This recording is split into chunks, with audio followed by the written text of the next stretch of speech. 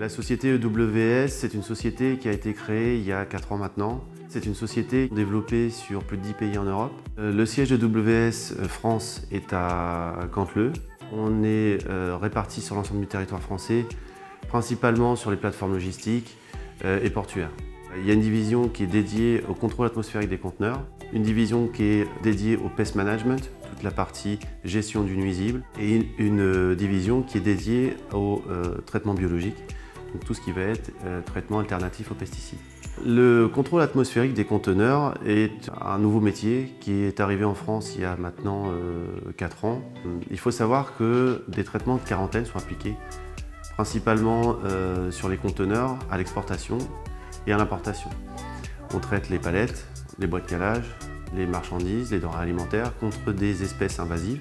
Quand les conteneurs arrivent en France, ils sont déchargés, dépotés et les travailleurs sont exposés à ces gaz de fumigation. La marchandise elle-même peut relarguer des polluants dans le conteneur, qui est un espace confiné. Donc EWS a des laboratoires mobiles où on a des spectromètres de masse embarqués et on fait de l'analyse de l'air. On va balayer tout un spectre de gaz et on va faire une vraie image de l'atmosphère dans le conteneur. On collecte en temps réel avec les spectromètres dans un portail internet la donnée et elle est traitée, interprétée et en 3 minutes, les données sont accessibles sur le portail et le client peut lui-même imprimer son certificat de mesure de gaz. Quand les conteneurs ne sont pas bons, ils partent en ventilation et on fait des remesures. Le client peut voir en temps réel la décontamination de son conteneur. Il peut programmer sa livraison à partir du moment où il voit que le conteneur n'atteint plus les valeurs limites d'exposition des travailleurs. La stratégie de EWS est de limiter le coût de rupture de charge dans la chaîne logistique, d'éviter de dévier le conteneur de son schéma logistique en étant présent à la dernière rupture de charge du conteneur avant la livraison finale chez le client.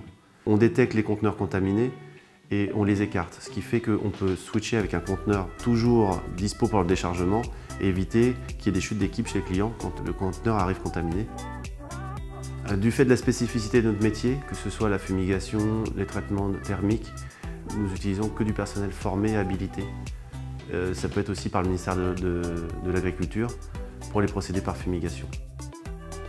On se doit d'avoir un niveau de technicité et de sérieux assez développé pour que le client ait une entière confiance en nous.